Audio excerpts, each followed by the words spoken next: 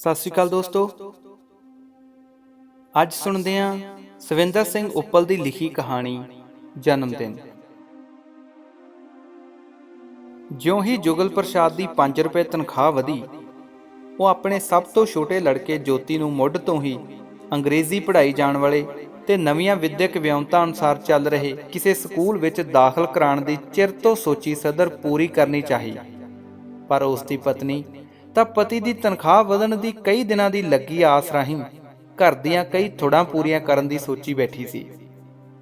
ਜੋਤੀ ਨੂੰ ਅਜਿਹੇ ਅੰਗਰੇਜ਼ੀ ਸਕੂਲ ਵਿੱਚ ਦਾਖਲ ਕਰਾਉਣ ਦੀ ਗੱਲ ਸੁਣ ਕੇ ਦੇਵਕੀ ਕੁਝ ਚਿਰ ਲਈ ਸੋਚੀ ਪੈ ਗਈ, ਪਰ ਆਖਰ ਇਹ ਆਖੇ ਬਿਨਾਂ ਨਾ ਰਹਿ ਸਕੀ ਕਿ ਮੈਂ ਤੇ ਕਹਿੰਦੀ ਹਾਂ ਜੋਤੀ ਨੂੰ ਕਿਸੇ ਛੋਟੇ-ਮੋਟੇ ਸਕੂਲ ਵਿੱਚ ਦਾਖਲ ਕਰਾ ਦਿਓ, ਅਸੀਂ ਕਿੱਥੋਂ ਭਰ ਸਕਨੇ ਹਾਂ 5 ਰੁਪਏ ਮਹੀਨਾ ਫੀਸ। ਓਏ ਭਲੀਏ ਲੋਕੇ, ਇਹ ਜਿਹੜੀ 5 ਰੁਪਏ ਤਨਖਾਹ ਵਧੀ ਏ, ਇਹੋ ਸਮਝੀ ਵੀ ਨਹੀਂ ਵਧੀ। ਹਾਏ ਹਾਏ, ਇੰਜ ਨਾ ਆਖੋ। ਤੇ ਜੋਤੀ ਨੂੰ ਚਾਵਾਂ ਮਲਾਰਾਂ ਨਾਲ ਨਵੀਨ ਵਿਉਂਤਾਂ ਅਨੁਸਾਰ ਚੱਲ ਰਹੇ ਲਾਗਲੇ ਸਕੂਲ ਵਿੱਚ ਦਾਖਲ ਕਰਵਾ ਦਿੱਤਾ ਗਿਆ। ਜੁਗਲ ਪ੍ਰਸਾਦ ਜਿੱਥੇ ਇਹ ਚਾਹੁੰਦਾ ਸੀ ਕਿ ਉਸ ਦਾ ਲੜਕਾ ਅੰਗਰੇਜ਼ੀ ਵਿੱਚ ਪ੍ਰਬੀਨ ਹੋਵੇ, ਉੱਥੇ ਉਹ ਜ਼ਿਆਦਾ ਇਸ ਕਰਕੇ ਅਜਿਹੇ ਸਕੂਲ ਵਿੱਚ ਮੁੰਡੇ ਨੂੰ ਦਾਖਲ ਕਰਵਾਉਣਾ ਜ਼ਰੂਰੀ ਸਮਝਦਾ ਸੀ ਕਿ ਉੱਥੇ ਹਰ ਸ਼ਖਸੀਅਤ ਨੂੰ ਪੁੰਗਰਨ ਲਈ ਲੋੜੀਂਦੀ ਤਰ੍ਹਾਂ ਦੇ ਅਵਸਰ ਦਿੱਤੇ ਜਾਂਦੇ ਹਨ। ਕਦੀ-ਕਦੀ ਉਹ ਦਫ਼ਤਰ ਜਾਣ ਸਮੇਂ ਘਰੋਂ ਕੁਝ ਸਵੇਰੇ ਤੁਰ ਜਾਂਦਾ ਤੇ ਅਜਿਹੇ ਸਕੂਲਾਂ ਦੇ ਬਾਹਰ ਖਲੋ ਕੇ ਵੇਖਦਾ ਕਿ ਬੱਚੇ ਚੰਗੇ ਕੱਪੜੇ ਪਾਏ, ਊਚ ਨੀਚ ਤੋਂ ਬੇਲਾਗ, ਨਿਖਰੇ ਪੁਖਰੇ ਹੌਲੀ-ਹੌਲੀ ਇੱਕ ਦੂਜੇ ਨਾਲ ਗੱਲਾਂ ਕਰਦੇ, ਆਪਸ ਵਿੱਚ ਪਿਆਰ ਨਾਲ ਖੇਡਦੇ। ਗਾਲ ਕੱਢਣੀ ਤਾਂ ਉਹਨਾਂ ਦੀਆਂ ਉਸਤਾਨੀਆਂ ਅਨੁਸਾਰ ਪਾਪ ਸੀ। ਬਿਨਾਂ ਝਿਜਕੋ ਹਰ ਇੱਕ ਤਰ੍ਹਾਂ ਗੱਲ ਕਰ ਲੈਂਦੇ ਅਤੇ ਉਤਸ਼ਾਹ ਭਰਪੂਰ ਆਪਣੇ ਆਪ ਤੇ ਭਰੋਸਾ ਹੋਣ ਕਾਰਨ ਉਹ ਅਵਸਰ ਅਨੁਸਾਰ ਗੱਲ ਸੋਚ ਸਕਦੇ। ਇਹੋ ਜਿਹੀਆਂ ਹੀ ਕੁਝ ਗੱਲਾਂ ਸਨ ਜਿਨ੍ਹਾਂ ਕਾਰਨ ਜੁਗਲ ਪ੍ਰਸਾਦ ਦੀ ਚਿਰੋਕਣੀ ਸਦਰ ਸੀ ਕਿ ਉਹ ਵੀ ਆਪਣੇ ਨਿੱਕੇ ਲੜਕੇ ਨੂੰ ਅਜਿਹੇ ਸਕੂਲ ਵਿੱਚ ਦਾਖਲ ਕਰਾਏ। ਇਹਨਾਂ ਸਕੂਲਾਂ ਵਿੱਚ ਪੜ੍ਹਾਉਣ ਨੂੰ ਤਾਂ ਹਰ ਇੱਕ ਦਾ ਦਿਲ ਕਰਦਾ ਹੈ, ਪਰ ਪੜ੍ਹਾ ਕੋਈ ਸਕਦਾ ਹੈ, ਕਿਉਂਕਿ ਇਹਨਾਂ ਸਕੂਲਾਂ ਦੀਆਂ ਮੁੱਛਾਂ ਦਾੜੀ ਤੋਂ ਵੀ ਵੱਡੀਆਂ ਹੁੰਦੀਆਂ ਹਨ। ਭਾਵ ਦਾਖਲਾ, ਵਰਦੀ, ਖੇਡਾਂ ਦੀ ਫੀਸ ਅਤੇ ਖਾਣ ਪੀਣ ਦੇ ਪੈਸੇ ਆਦਿ ਕੁਝ ਅਜਿਹੀਆਂ ਰਕਮਾਂ ਹਨ ਜਿਨ੍ਹਾਂ ਨੂੰ ਦੇਣ ਨਾਲ ਹੀ ਆਮ ਮਨੁੱਖ ਦਾ ਕਚੂਮਰ ਨਿਕਲ ਜਾਂਦਾ ਹੈ। ਪਰ ਜੁਗਲ ਪ੍ਰਸਾਦ ਇਰਾਦੇ ਦਾ ਬੜਾ ਪੱਕਾ ਸੀ। ਇਸ ਕਰਕੇ ਉਸ ਇੱਧਰੋਂ ਉੱਧਰੋਂ ਮੰਗ ਤੰਗ ਕੇ ਬੜੀ ਮੁਸ਼ਕਲ ਨਾਲ ਇਕੱਠੇ ਕੀਤੇ 40 ਰੁਪਏ ਦੇਣ ਵੇਲੇ ਜ਼ਰਾ ਚੂੰ-ਚਾਂ ਨਾ ਕੀਤੀ। ਮੁੰਡੇ ਨੂੰ ਸਕੂਲ ਵਿੱਚ ਦਾਖਲ ਕਰਾ ਕੇ ਉਹ ਬਹੁਤ ਖੁਸ਼ ਹੋਇਆ। ਅੱਜ ਉਹ ਮਾਣ ਨਾਲ ਤੁਰ ਰਿਹਾ ਸੀ। ਉਹ ਸੋਚਦਾ, ਜੋਤੀ ਇਹੋ ਜਿਹੇ ਨਿਖਰੇ ਤੇ ਸਾਫ਼ ਵਾਤਾਵਰਨ ਵਿੱਚ ਪੜ੍ਹ ਕੇ ਬਹੁਤ ਲਾਇਕ ਬਣੇਗਾ। ਆਜ਼ਾਦ ਭਾਰਤ ਦਾ ਉਹ ਇੱਕ ਬਹੁਤ ਵੱਡਾ ਤੇ ਚੰਗਾ ਅਫਸਰ ਬਣੇਗਾ। ਸਾਡੇ ਉੱਠ ਰਹੇ ਭਾਰਤ ਨੂੰ ਅਜਿਹੇ ਅਫਸਰਾਂ ਦੀ ਸਖਤ ਲੋੜ ਹੈ। ਸਾਡੇ ਭਾਰਤ ਲਈ ਜੋਤੀ ਜੋਤ ਬਣ ਕੇ ਦਿਖਾਵੇਗਾ। ਜੋਤੀ ਜਿੱਥੇ ਲਾਇਕ ਸੀ ਉੱਥੇ ਸੋਹਣਾ ਵੀ ਪੁੱਜ ਕੇ ਸੀ। ਉਸ ਦੀ ਉਸਤਾਨੀ ਸਾਫ਼ ਤੇ ਚਿੱਟੇ ਕੱਪੜਿਆਂ ਵਿੱਚ ਚਮਕੇ ਉਸਦੇ ਰੂਪ ਸੁੰਦਰ ਨਕਸ਼ਾਂ ਨੂੰ ਦੇਖ ਕੇ ਪਿਆਰ ਕੀਤੇ ਬਿਨਾਂ ਨਾ ਰਹਿ ਸਕਦੀ। ਉਹ ਉਸ ਦਾ ਉਚੇਚਾ ਧਿਆਨ ਰੱਖਦੀ। ਮਹੀਨੇ ਪਿੱਛੋਂ ਜਦੋਂ ਉਸ ਦਾ ਇਮਤਿਹਾਨ ਹੋਇਆ ਤਾਂ ਜੋਤੀ ਸਾਰੇ ਜਮਾਤੀਆਂ ਤੋਂ ਹਰ ਗੱਲ ਵਿੱਚ ਅੱਗੇ ਸੀ। ਉਸ ਦੀ ਪ੍ਰਿੰਸੀਪਲ ਨੇ ਰਿਪੋਰਟ ਵਿੱਚ ਖੁਸ਼ੀ ਪ੍ਰਗਟ ਕਰਨ ਦੇ ਨਾਲ-ਨਾਲ ਜੁਗਲ ਪ੍ਰਸਾਦ ਨੂੰ ਅਜਿਹੇ ਕਾਬਿਲ ਤੇ ਲਾਇਕ ਪੁੱਤਰ ਦਾ ਪਿਓ ਹੋਣ ਉੱਤੇ ਵਧਾਈ ਘੱਲੀ। ਹੁਣ ਤਾਂ ਜੁਗਲ ਪ੍ਰਸਾਦ ਆਪਣੇ ਵਰਗਾ ਖੁਸ਼ਕਿਸਮਤ ਪਿਓ ਕਿਸੇ ਨੂੰ ਨਹੀਂ ਸੀ ਸਮਝਦਾ। ਦਫ਼ਤਰ ਵਿੱਚ ਉਹ ਆਪਣੇ ਕਲਰਕ ਸਾਥੀਆਂ ਨਾਲ ਜੋਤੀ ਦੀ ਲਿਆਕਤ ਬਾਰੇ ਗੱਲਾਂ ਬੜੇ ਮਾਣ ਨਾਲ ਕਰਦਾ ਤੇ ਘਰ ਵਿੱਚ ਬਾਕੀ ਦੇ ਧੀਆਂ ਪੁੱਤਰਾਂ ਨੂੰ ਵੀ ਜੋਤੀ ਵਰਗਾ ਲਾਇਕ ਬਣਨ ਦੀ ਪ੍ਰੇਰਨਾ ਦਿੰਦਾ ਰਹਿੰਦਾ। ਦੇਵਕੀ ਨੂੰ ਕਈ ਵਾਰੀ ਕਹਿੰਦਾ ਕਿ ਮੈਂ ਕਹਿੰਦਾ ਨਹੀਂ ਸੀ ਹੁੰਦਾ ਕਿ ਜੋਤੀ ਸਾਰੇ ਖਾਨਦਾਨ ਦਾ ਨਾਂ ਰੋਸ਼ਨ ਕਰੇਗਾ। ਇਹ ਗੱਲ ਸੁਣ ਕੇ ਉਸ ਦੀ ਪਤਨੀ ਦੇਵਕੀ ਵੀ ਆਪਣੇ ਆਪ ਉੱਤੇ ਦਿਲ ਹੀ ਦਿਲ ਵਿੱਚ ਇਸ ਗੱਲ ਦਾ ਮਾਣ ਮਹਿਸੂਸ ਕਰਦੀ ਕਿ ਇਹੋ ਜਿਹਾ ਲਾਇਕ ਪੁੱਤਰ ਜੰਮਿਆ ਤਾਂ ਮੈਂ ਹੀ ਹੈ ਨਾ। ਹਾਲਾਂ 6 ਮਹੀਨੇ ਹੀ ਲੰਘੇ ਸਨ ਕਿ ਇੱਕ ਦਿਨ ਜੋਤੀ ਪ੍ਰਿੰਸੀਪਲ ਦੀ ਇੱਕ ਚਿੱਠੀ ਲਿਆਇਆ। ਜੁਗਲ ਪ੍ਰਸਾਦ ਉਸ ਨੂੰ ਪੜ੍ਹਦਿਆਂ ਹੀ ਖਿੜ ਗਿਆ। ਮੈਂ ਕਿਹਾ, ਸੁਣਨੀ ਹੈ ਜੋਤੀ ਦੀ ਮਾਂ, ਇਹ ਵੇਖੋ। ਤੇ ਉਹ ਜੋਤੀ ਨੂੰ ਚੁੱਕ ਕੇ ਰਸੋਈ ਵਿੱਚ ਲੈ ਗਿਆ। ਉਹ ਜੋਤੀ ਨੂੰ ਪਿਆਰ ਤੇ ਪਿਆਰ ਦੇਈ ਜਾ ਰਿਹਾ ਸੀ, ਜਿਵੇਂ ਉਸਨੇ ਅੱਜ ਪਿਆਰ ਦੇਣ ਦੇ ਸਾਰੇ ਰਿਕਾਰਡ ਤੋੜ ਕੇ ਰੱਖ ਦੇਣੇ ਹੋਣ। ਜੋਤੀ ਵਿਚਾਰਾ ਹੈਰਾਨ ਪਰੇਸ਼ਾਨ ਪਿਓ ਦੇ ਮੂੰਹ ਵੱਲ ਦੇਖੀ ਜਾ ਰਿਹਾ ਸੀ। ਮੈਂ ਕਿਹਾ, ਜੀ ਗੱਲ ਤੇ ਦੱਸੋ, ਇੰਨੇ ਖੁਸ਼ ਕਿਉਂ ਹੋ?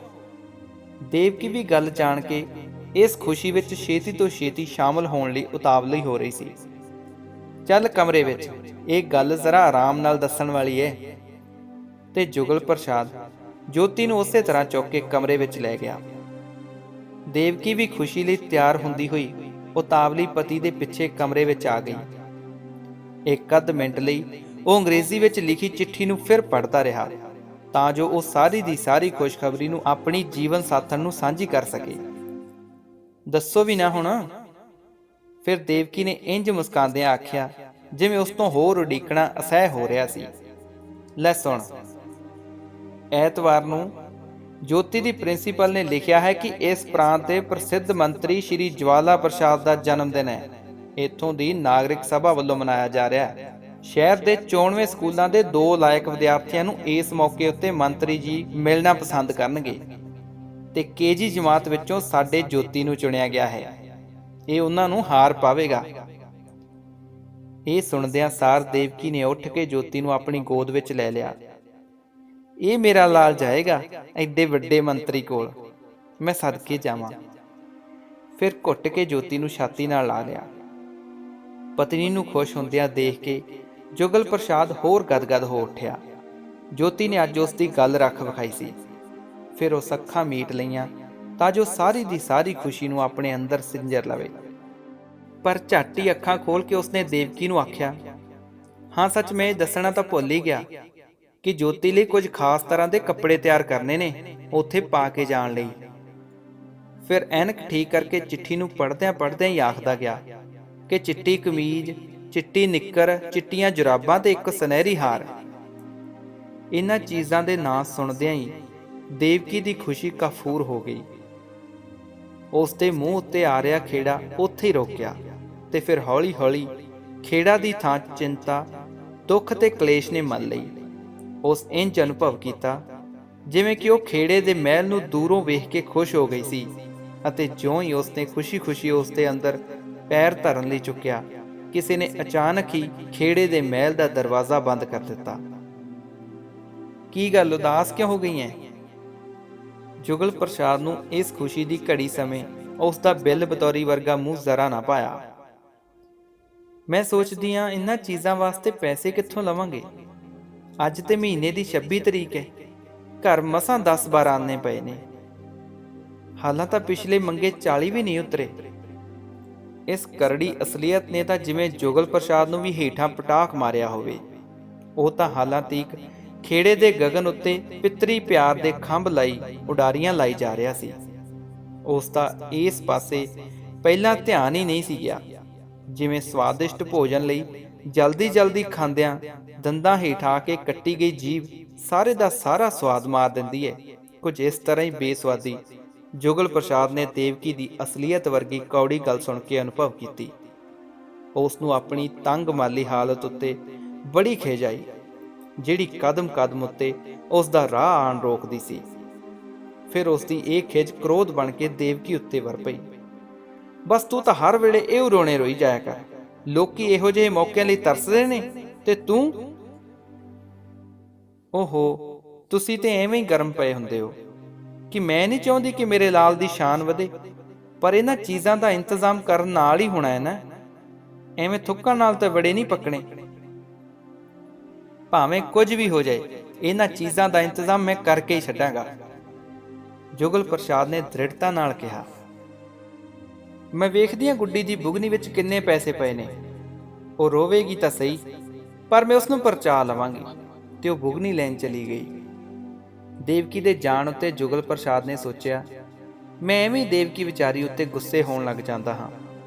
ਇਹ ਪੈਸੇ ਦੀ ਘਾਟ ਮੈਨੂੰ ਹਮੇਸ਼ਾ ਗੁੱਸਾ ਚੜਾ ਦਿੰਦੀ ਹੈ। ਇਹ ਵੀ ਕੀ ਜ਼ਿੰਦਗੀ ਹੋਈ, ਪੈਸੇ ਲਈ ਯੌਕਦੇ ਫਿਰਨਾ। ਕਿ ਸਾਡੇ ਗਰੀਬਾਂ ਦਾ ਇਤਨਾ ਵੀ ਹੱਕ ਨਹੀਂ ਕਿ ਅਸੀਂ ਆਪਣੇ ਹੋਣਹਾਰ ਲੜਕੇ ਦੀ ਇੱਕ ਨਿੱਕੀ ਜਿਹੀ ਖੁਸ਼ੀ ਨੂੰ ਖਰੀਦ ਸਕੀਏ, ਤੇ ਇਹ ਅਮੀਰ ਹਜ਼ਾਰਾਂ ਰੁਪਏ ਐਵੇਂ ਅਯਾਸ਼ੀ ਵਿੱਚ ਰੋੜਦੇ ਫਿਰਦੇ ਨੇ। ਅਸੀਂ ਗਰੀਬ ਉਤਨਾ ਚਿਰ ਨਹੀਂ ਉੱਠ ਸਕਾਂਗੇ ਜਿੰਨਾ ਚਿਰ ਅਸੀਂ ਆਪ ਯਤਨ ਨਹੀਂ ਕਰਦੇ। ਅਮੀਰ ਨੇ ਤਾਂ ਸਾਨੂੰ ਨਾ ਉਠਾਲਣਾ ਹੈ ਤੇ ਨਾ ਹੀ ਕਦੇ ਉੱਠਣ ਦੇਣਾ ਹੈ। ਫਿਰ ਉਸ ਦਾ ਧਿਆਨ ਦੇਵਕੀ ਵੱਲ ਗਿਆ, ਜਿਹੜੀ ਵਿਚਾਰੀ ਜਦੋਂ ਦੀ ਵਿਆਹੀ ਗਈ ਸੀ ਤੰਗੀ ਤੁਰਸ਼ੀ ਦੇ ਪੁੜਾਂ ਵਿੱਚ ਹੀ ਪਿਸ ਰਹੀ ਸੀ। ਹੁਣ ਉਸ ਦੇ ਮਨ ਵਿੱਚ ਦੇਵਕੀ ਲਈ ਵਧੇਰੇ ਤਰਸ ਸੀ। ਵਿਚਾਰੀ ਕੀ ਕਰੇ, ਬੜੀ ਮੁਸ਼ਕਲ ਨਾਲ 150 ਰੁਪਏ ਵਿੱਚ 5 ਬੱਚਿਆਂ ਨੂੰ ਪਾਲਦੀ ਸੀ। ਮੈਂ ਕਿਹਾ ਜੀ ਗੁੱਡੀ ਦੀ ਬੁਗਨੀ ਚੋਂ 7.5 ਆਨੇ ਨਿਕਲੇ ਤੇ ਜੋਤੀ ਦੀ ਬੁਗਨੀ ਚੋਂ 12 ਆਨੇ। ਜੁਗਲ ਪ੍ਰਸਾਦ ਨੇ ਵੇਖਿਆ ਕਿ ਉਹ ਵਿਚਾਰੀ ਯਤਨ ਕਰ ਰਹੀ ਸੀ ਕਿ ਕਿਸੇ ਤਰ੍ਹਾਂ ਮੇਰਾ ਲਾਲ ਸਕੂਲ ਵਾਲਿਆਂ ਦੀ ਇੱਛਾ ਅਨੁਸਾਰ ਤਿਆਰ ਹੋ ਕੇ ਐਤਵਾਰ ਨੂੰ ਸਕੂਲ ਜਾ ਸਕੇ। ਉਹ ਸੋਚਿਆ, ਸਕੂਲ ਵਾਲਿਆਂ ਤਾਂ ਆਪਣੇ ਵੱਲੋਂ ਸਾਡੇ ਬੱਚੇ ਨੂੰ ਮਾਣ ਦਿੱਤਾ ਹੈ, ਪਰ ਉਹ ਕੀ ਜਾਣਨ ਕਿ ਇਹ ਮਾਣ ਸਾਡੇ ਲਈ ਜ਼ਹਿਮਤ ਬਣ ਜਾਏਗਾ। ਅੱਛਾ, ਪਰਵਾਹ ਨਹੀਂ, ਭਾਵੇਂ ਕੁਝ ਵੀ ਹੋ ਜਾਏ, ਮੇਰੇ ਬੱਚੇ ਨੂੰ ਐਤਵਾਰ ਇਹ ਸਾਰੀਆਂ ਚੀਜ਼ਾਂ ਮਿਲਣੀਆਂ ਹੀ ਚਾਹੀਦੀਆਂ ਹਨ। ਅੱਜ ਵੀਰਵਾਰ ਹੈ, ਵਿੱਚੋਂ ਦਿਨ ਤੇ ਹੋਏ ਸ਼ੁੱਕਰ ਤੇ ਸ਼ਨੀ, ਕੋਈ ਗੱਲ ਨਹੀਂ। ਇਹ ਸੋਚ ਕੇ ਉਹ ਪੱਕੇ ਇਰਾਦੇ ਨਾਲ ਘਰੋਂ ਬਾਹਰ ਨਿਕਲ ਗਿਆ, ਕਿਸੇ ਤੋਂ ਕੁਝ ਪੈਸੇ ਫੜਨ ਲਈ, ਬਿਨਾਂ ਇਸ ਗੱਲ ਨੂੰ ਅਨੁਭਵ ਕੀਤਿਆਂ ਕਿ ਮੈਂ ਹੁਣੇ ਦਫ਼ਤਰ ਤੋਂ ਥੱਕਾ ਟੁੱਟਾ ਆਇਆ ਹਾਂ। ਘੰਟੇ ਪਿੱਛੋਂ ਜਦੋਂ ਮੁੜਿਆ ਤਾਂ ਉਹਦੀ ਜੇਬ ਵਿੱਚ ਰੁਪਏ ਦੇ 3 ਨੋਟ ਸਨ। ਉਸ ਨੂੰ ਇਹਨਾਂ 3 ਰੁਪਈਆਂ ਦਾ ਉਧਾਰ ਲੈਣ ਲਈ ਕਿੰਨਿਆਂ ਅੱਗੇ ਲਿੱਲੜੀਆਂ ਕੱਢਣੀਆਂ ਪਈਆਂ ਤੇ ਤਦ ਜਾ ਕੇ ਉਹ ਇੱਕ ਮਿੱਤਰ ਕੋਲੋਂ 3 ਰੁਪਏ ਫੜ ਸਕਿਆ ਸੀ। ਬਜਟ ਵਿੱਚ ਆਪ ਹੀ ਨਵੀਂ ਤੇੜ ਉੱਤੇ ਵਿਚਾਰ ਕੀਤੀ ਗਈ। ਇੱਕ ਫਟੀ ਸਫੈਦ ਚਾਦਰ ਵਿੱਚੋਂ ਗੁਆਂਢਣ ਦੀ ਮਸ਼ੀਨ ਤੇ ਮੈਂ ਇਸ ਦੀ ਇੱਕ ਕਮੀਜ਼ ਤਾਂ ਤਿਆਰ ਕਰ ਲਵਾਂਗੀ। ਹਾਂ, ਚਿੱਟੀ ਨਿੱਕਰ ਦਾ ਕੱਪੜਾ ਵੀ ਬਾਜ਼ਾਰੋਂ ਲੈਣਾ ਤੇ ਸਵਾਉਣੀ ਵੀ ਦਰਜੀ ਤੋਂ ਹੀ ਪਵੇਗੀ। ਮੈਨੂੰ ਨਿੱਕਰ ਸਿਉਣ ਦੀ ਜਾਂਚ ਨਹੀਂ। ਦੇਵਕੀ ਨੇ ਪਤੀ ਨੂੰ ਇਹਨਾਂ ਪੈਸਿਆਂ ਨਾਲ ਹੀ ਕੰਮ ਸਾਰਨ ਦੀ ਤਰਕੀਬ ਦੱਸਦਿਆਂ ਕਿਹਾ। ਦੇਵਕੀ ਤੋਂ ਬੁਗਨੀਆਂ ਵਿੱਚੋਂ ਨਿਕਲਿਆ ਭੰਨ ਤੋੜ ਲੈ ਕੇ ਜਦੋਂ ਉਹ ਘਰੋਂ ਤੁਰਨ ਲੱਗਾ ਤਾਂ ਉਸ ਵੇਖਿਆ ਕਿ ਜੋਤੀ ਘਰ ਨਹੀਂ ਸੀ। ਸਾਰੇ ਪਾਸੇ ਭਾਲਿਆ ਪਰ ਕਿਤੇ ਨਜ਼ਰ ਨਾ ਆਇਆ। ਭਾਵੇਂ ਇਸ ਸਮੇਂ ਥੋੜਾ ਹਨੇਰਾ ਹੋ ਗਿਆ ਸੀ, ਪਰ ਜੁਗਲ ਪ੍ਰਸਾਦ ਨਹੀਂ ਸੀ ਚਾਹੁੰਦਾ ਕਿ ਇਸ ਕੰਮ ਵਿੱਚ ਹੋਰ ਦੇਰ ਕੀਤੀ ਜਾਏ। ਉਹ ਆਪ ਹੀ ਜੋਤੀ ਨੂੰ ਲੱਭਣ ਚਲਾ ਗਿਆ। ਉਸ ਵੇਖਿਆ ਕਿ ਬਾਹਰ ਗਲੀ ਵਿੱਚ ਜੋਤੀ ਮੁੰਡਿਆਂ ਨਾਲ ਖੇਡ ਰਿਹਾ ਸੀ। ਉਸ ਨੂੰ ਇਸ ਤਰ੍ਹਾਂ ਨਿਸ਼ਚਿੰਤ ਵੇਖ ਉਹ ਸੋਚਿਆ ਕਿ ਸੱਚ ਕਹਿੰਦੇ ਨੇ ਬਚਪਨ ਬਾਦਸ਼ਾਹੀ ਹੁੰਦੀ ਹੈ। ਇਸ ਨੂੰ ਕੋਈ ਫਿਕਰ ਹੀ ਨਹੀਂ ਕਿ ਆਪਣੇ ਕੱਪੜੇ ਦਾ ਬੰਦੋਬਸਤ ਕਰਨਾ, ਮਾਪੇ ਆਪੇ ਪਏ ਫਿਕਰ ਕਰਨ। ਕੋਈ 2 ਘੰਟਿਆਂ ਪਿੱਛੋਂ ਜਦੋਂ ਜੁਗਲ ਪ੍ਰਸਾਦ ਅਤੇ ਜੋਤੀ ਘਰ ਨੂੰ ਮੁੜ ਰਹੇ ਸਨ ਤਾਂ ਦੋਵਾਂ ਦੇ ਚਿਹਰੇ ਖਿੜੇ ਹੋਏ ਸਨ। ਜੋਤੀ ਤਾਂ ਇਸ ਲਈ ਖੁਸ਼ ਸੀ ਕਿ ਅੱਜ ਉਸ ਲਈ ਨਵੇਂ ਬੂਟ, ਜਰਾਬਾਂ ਅਤੇ ਨਿੱਕਰ ਦਾ ਕੱਪੜਾ ਆਦਿ ਚੀਜ਼ਾਂ ਖਰੀਦੀਆਂ ਗਈਆਂ ਸਨ, ਤੇ ਜੁਗਲ ਪ੍ਰਸਾਦ ਇਸ ਔਕੜ ਨੂੰ ਹੱਲ ਕਰਨ ਪਿੱਛੋਂ ਇਸ ਕਰਕੇ ਖੁਸ਼ ਸੀ ਕਿ ਉਹ ਆਪਣੇ ਹੋਣਹਾਰ ਬੱਚੇ ਨੂੰ ਮੰਤਰੀ ਜੀ ਦੇ ਜਨਮ ਦਿਨ ਦੇ ਸਮਾਗਮ ਤੇ ਹਰ ਹਾਲਤ ਵਿੱਚ ਘੱਲ ਸਕੇਗਾ। ਉਹ ਦਰਜੀ ਨੂੰ ਸ਼ਨਿਚਰਵਾਰ ਦੀ ਨਿੱਕਰ ਦੇਣ ਦੀ ਪੱਕੀ ਤਾਕੀਦ ਕਰ ਆਇਆ ਸੀ। ਉਹ ਰਸਤੇ ਵਿੱਚ ਸੋਚਦਾ ਆਇਆ ਸੀ ਕਿ ਸੱਚ ਕਹਿੰਦੇ ਨੇ ਕਿ ਇੱਕੋ ਹੀ ਹੋਣਹਾਰ ਬੱਚਾ ਹੀ ਘਰ ਦੇ ਨਾਂ ਨੂੰ ਚਮਕਾ ਦਿੰਦਾ ਹੈ। ਐਤਵਾਰ ਵਾਲੇ ਦਿਨ ਜਿੱਥੇ ਹੋਰ 94 ਸਕੂਲਾਂ ਦੇ ਬੱਚੇ ਸਟੇਜ ਉੱਤੇ ਜਾ ਕੇ ਹਾਰ ਪਾਉਣਗੇ, ਉਹਨਾਂ ਵਿੱਚ ਮੇਰਾ ਜੋਤੀ ਵੀ ਹੋਵੇਗਾ। ਜਦੋਂ ਇਸ ਦਾ ਨਾਂ ਬੋਲਿਆ ਜਾਵੇਗਾ ਕਿ ਜੋਤੀ ਪ੍ਰਸਾਦ ਸੁਪੁੱਤਰ ਲਾਲਾ ਜੁਗਲ ਪ੍ਰਸਾਦ, ਤਾਂ ਉੱਥੇ ਬੈਠੇ ਹੋਰ ਪਤਵੰਤਿਆਂ ਤੇ ਮੰਤਰੀਆਂ ਨੂੰ ਪਤਾ ਲੱਗੇਗਾ ਕਿ ਇਹ ਮੁੰਡਾ ਲਾਲਾ ਜੁਗਲ ਪ੍ਰਸਾਦ ਦਾ ਹੈ। ਫਿਲਮ ਲਈ ਜਾਏਗੀ, ਅਖਬਾਰ ਵਿੱਚ ਇਸ ਦਾ ਨਾਂ ਆਵੇਗਾ ਤੇ ਹੋ ਸਕਦਾ ਇਸ ਦੀ ਤਸਵੀਰ ਵੀ ਆਵੇ।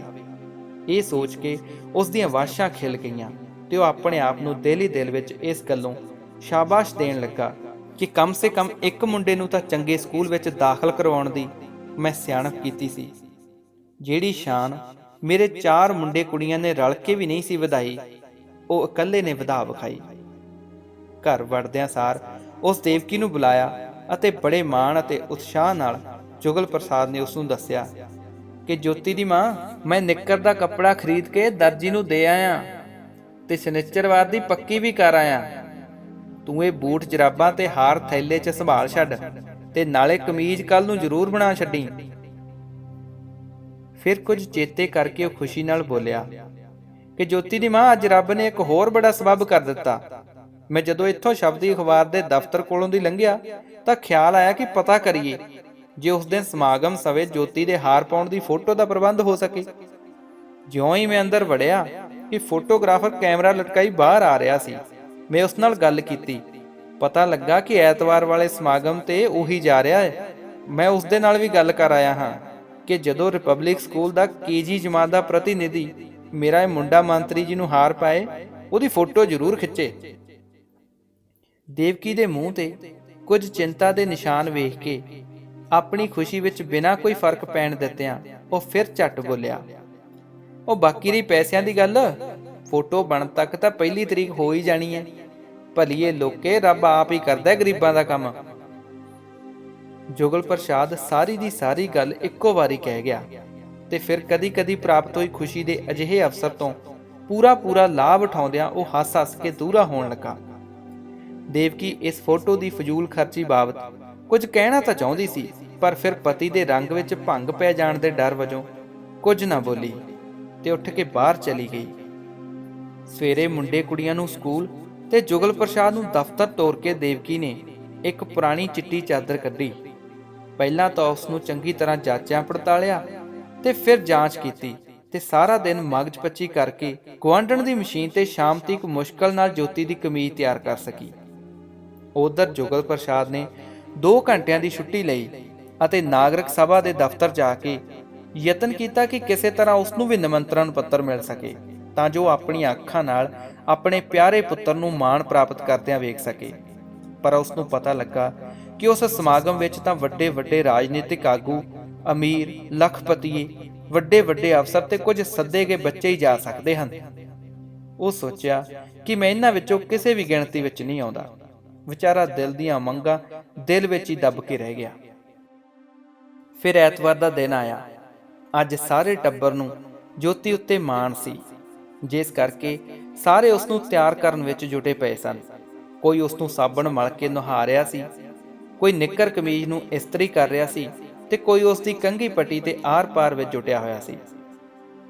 ਤਕਾਲਾ ਨੂੰ ਸਾਰਾ ਟੱਬਰ ਇਸ ਗੱਲ ਦੀ ਇੰਤਜ਼ਾਰ ਵਿੱਚ ਸੀ ਕਿ ਕਿਸ ਵੇਲੇ ਜੋਤੀ ਸਮਾਗਮ ਤੋਂ ਵਾਪਸ ਆਏ ਤਾਂ ਜੋ ਆਪਣੀ ਜ਼ੁਬਾਨੀ ਸਾਰੀ ਰੌਣਕ ਤੇ ਮਿਲੇ ਮਾਣ ਨੂੰ ਵਿਸਥਾਰ ਨਾਲ ਬਿਆਨ ਕਰੇ। ਜੁਗਲ ਪ੍ਰਸਾਦ 2 ਵਾਰੀ ਸੜਕ ਤੇ ਆਪ ਜਾ ਚੁੱਕਾ ਸੀ। ਬੱਚਿਆਂ ਨੂੰ ਵੇਖਣ ਲਈ ਸੜਕ ਤੇ ਭੇਜਣ ਦਾ ਤਾਂ ਕੋਈ ਅੰਤ ਹੀ ਨਹੀਂ ਸੀ, ਪਰ ਹਾਲਾਂ ਤੀਕ ਉਹ ਨਹੀਂ ਸੀ ਪਰਤਿਆ। ਅਖੀਰ ਉਸ ਦੂਰੋਂ ਵੇਖਿਆ ਕਿ ਉਸ ਦੀ ਪ੍ਰਿੰਸੀਪਲ ਜੋਤੀ ਨੂੰ ਆਪ ਨਾਲ ਲਿਆ ਰਹੀ ਸੀ। ਇਹ ਨਜ਼ਾਰਾ ਤੱਕ ਕੇ ਜੁਗਲ ਪ੍ਰਸਾਦ ਦੀ ਖੁਸ਼ੀ ਦਾ ਕੋਈ ਅੰਤ ਹੀ ਨਾ ਰਿਹਾ। ਦੇਵਕੀ ਦਾ ਧਿਆਨ ਉਸ ਪਾਸੇ ਵੱਲ ਖਿੱਚਦਿਆਂ ਉਹ ਗਦਗਦ ਹੋ ਕੇ ਬੋਲਿਆ ਕਿ ਆਖਰ ਸਾਰੇ ਸਕੂਲ ਦਾ ਲਾਇਕ ਬੱਚਾ ਜੋ ਹੋਇਆ, ਪ੍ਰਿੰਸੀਪਲ ਵੀ ਇਸ ਨਾਲ ਆਉਣਾ ਫਖਰ ਸਮਝਦੀ ਹੈ। ਉਹ ਵੇਖ, ਉਹ ਘੜੀ ਮੁੜੀ ਜੋਤੀ ਵੱਲ ਉੱਠ ਕੇ ਉਸ ਨੂੰ ਘੁੱਟਦੀ ਹੈ ਤੇ ਗੱਲਾਂ ਕਰਦੀ ਹੈ। ਦੇਵਕੀ ਹੋਰ ਬੱਚਿਆਂ ਨੂੰ ਵੀ ਇਸ ਖੁਸ਼ੀ ਦੇ ਨਜ਼ਾਰੇ ਨੂੰ ਮਾਣਨ ਦਾ ਮੌਕਾ ਦੇਣ ਦੇ ਖਿਆਲ ਨਾਲ ਉਹਨਾਂ ਨੂੰ ਸੱਦਣ ਲਈ ਅੰਦਰ ਚਲੀ ਜਾਂਦੀ ਹੈ। ਪਰ ਨੇੜੇ ਆਉਣ ਤੇ ਜੁਗਲ ਪ੍ਰਸਾਦ ਨੇ ਵੇਖਿਆ ਕਿ ਜੋਤੀ ਡਸਕੋਰੇ ਭਰ ਰਿਹਾ ਸੀ। ਇਹ ਵੇਖ ਕੇ ਜੁਗਲ ਪ੍ਰਸਾਦ ਹੱਕਾ ਬੱਕਾ ਰਹਿ ਗਿਆ। ਉਸ ਨੂੰ ਇਸ ਗੱਲ ਦੀ ਸਮਝ ਨਹੀਂ ਸੀ ਆ ਰਹੀ। ਆਉਂਦਿਆਂ ਸਾਰ ਉਸ ਪ੍ਰਿੰਸੀਪਲ ਨੇ ਆਖਣਾ ਸ਼ੁਰੂ ਕਰ ਦਿੱਤਾ, ਮਿਸਟਰ ਜੁਗਲ ਪ੍ਰਸਾਦ, ਮੈਨੂੰ ਬਹੁਤ ਅਫਸੋਸ ਹੈ ਕਿ ਆਪ ਜੀ ਦੇ ਸੁਪੁੱਤਰ ਜੋਤੀ ਨੂੰ ਹਾਰ ਪਹਿਨਾਉਣ ਦਾ ਮਾਣ ਨਹੀਂ ਮਿਲ ਸਕਿਆ, ਕਿਉਂਕਿ ਸੇਠ ਲਖਪਤ ਰਾਏ ਨੇ ਜੋਤੀ ਦੀ ਥਾਂ ਆਪਣੇ ਪੁੱਤਰ ਦਾ ਨਾਮ ਬਦਲਵਾ ਲਿਆ ਸੀ। ਮੈਂ ਤਾਂ ਉਸ ਦੀ ਇੱਕ ਨਾ ਸੁਣੀ, ਪਰ ਉਸਨੇ ਸਾਡੇ ਚੇਅਰਮੈਨ ਨੂੰ ਆਖ ਕੇ ਕੰਮ ਕਰਵਾ ਲਿਆ। ਹੁਣ ਤੁਸੀਂ ਤਾਂ ਜਾਣਦੇ ਹੀ ਹੋ ਕਿ ਮੈਂ ਤਾਂ ਇੱਕ ਮੁਲਾਜ਼ਮ ਹਾਂ।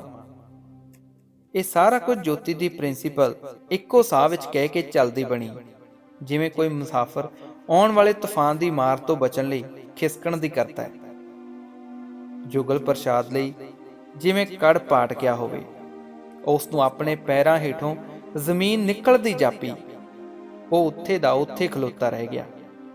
ਉਸ ਇੰਜ ਮਹਿਸੂਸ ਕੀਤਾ ਜਿਵੇਂ ਕਿਸੇ ਮੋਟੀ ਗੋਗੜ ਵਾਲੇ ਨੇ ਉਸ ਦੇ ਅੰਦਰ ਪੈਟਰੋਲ ਛਿੜਕਣ ਪਿੱਛੋਂ ਤੀਲੀ ਬਾਲ ਕੇ ਉਸ ਦੀਆਂ ਸਦਰਾਂ ਤੇ ਉਮੰਗਾਂ ਨੂੰ ਫੂਕ ਦਿੱਤਾ ਹੈ।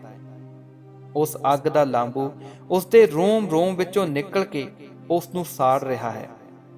ਅਚਾਨਕ ਉਸ ਦੀਆਂ ਅੱਖਾਂ ਵਿੱਚ ਲਹੂ ਨਿਕਲ ਆਇਆ ਤੇ ਉਹ ਦ੍ਰਿੜਤਾ ਨਾਲ ਕੜਕਿਆ, ਅੱਜ ਉਸ ਮੰਤਰੀ ਦਾ ਜਨਮ ਦਿਨ ਨਹੀਂ, ਮੇਰਾ ਜਨਮ ਦਿਨ ਹੈ। ਮੇਰੀ ਸੁੱਤੀ ਜ਼ੁਰਤ ਤੇ ਦਲੇਰੀ ਦਾ ਜਨਮ ਦਿਨ ਹੈ। ਮੈਂ ਵੇਖਾਂਗਾ ਕਿ ਕਿਵੇਂ ਕੋਈ ਗਰੀਬਾਂ ਦੀਆਂ ਸਦਰਾਂ ਤੇ ਉਮੰਗਾਂ ਨੂੰ ਲਤਾੜਨ ਦੀ ਜ਼ੁਰਤ ਕਰੇਗਾ। ਬਾਹਰ ਆ ਕੇ ਦੇਵਕੀ ਤੇ ਹੋਰ ਬੱਚਿਆਂ ਨੇ ਜੋਤੀ ਨੂੰ ਡਸਕੋਰੇ ਭਰਦਿਆਂ ਅਤੇ ਜੁਗਲ ਪ੍ਰਸਾਦ ਨੂੰ ਜੋਸ਼ ਅਤੇ ਗੁੱਸੇ ਵਿੱਚ ਭੜਕਦਿਆਂ ਦੇਖਿਆ ਤਾਂ ਉਹਨਾਂ ਦੀਆਂ ਅੱਖਾਂ ਟੱਡੀਆਂ ਦੀਆਂ ਟੱਡੀਆਂ ਰਹਿ ਗਈਆਂ। ਦੋਸਤੋ, ਇਹ ਸੀ ਅੱਜ ਦੀ ਕਹਾਣੀ ਸਵਿੰਦਰ ਸਿੰਘ ਉੱਪਲ ਦੀ ਕਲਮ ਤੋਂ ਜਨਮ ਦਿਨ। ਦੋਸਤੋ, ਤੁਹਾਨੂੰ ਇਹ ਕਹਾਣੀ ਕਿਸ ਤਰ੍ਹਾਂ ਦੀ ਲੱਗੀ, ਆਪਣੇ ਵਿਚਾਰ ਕਮੈਂਟ ਬਾਕਸ ਵਿੱਚ ਜ਼ਰੂਰ ਦੱਸਣਾ। ਅਗਰ ਤੁਹਾਨੂੰ ਮੇਰੀ ਇਹ ਕੋਸ਼ਿਸ਼ ਵਧੀਆ ਲੱਗੀ ਤੇ ਹੋਰ ਵੀ ਲਿਖਤਾਂ ਸੁਣਨ ਦੇ ਲਈ ਪੰਜਾਬੀ ਸਾਹਿਤਿਕ ਮੰਚ YouTube ਚੈਨਲ ਸਬਸਕ੍ਰਾਈਬ ਕਰ ਲੈਣਾ ਤੇ ਨਾਲ ਦੀ ਨਾਲ ਬੈਲ ਆਈਕਨ ਦਬ ਲੈਣਾ ਤਾਂ ਕਿ ਹਰ ਇੱਕ ਵੀਡੀਓ ਤੁਹਾਡੇ ਤੱਕ ਜ਼ਰੂਰ ਪਹੁੰਚ ਸਕੇ। ਤਾਂ ਮਿਲਦੇ ਹਾਂ ਜੀ ਇੱਕ ਨਵੀਂ ਲਿਖਤ ਦੇ ਨਾਲ। ਸਤਿ ਸ਼੍ਰੀ ਅਕਾਲ।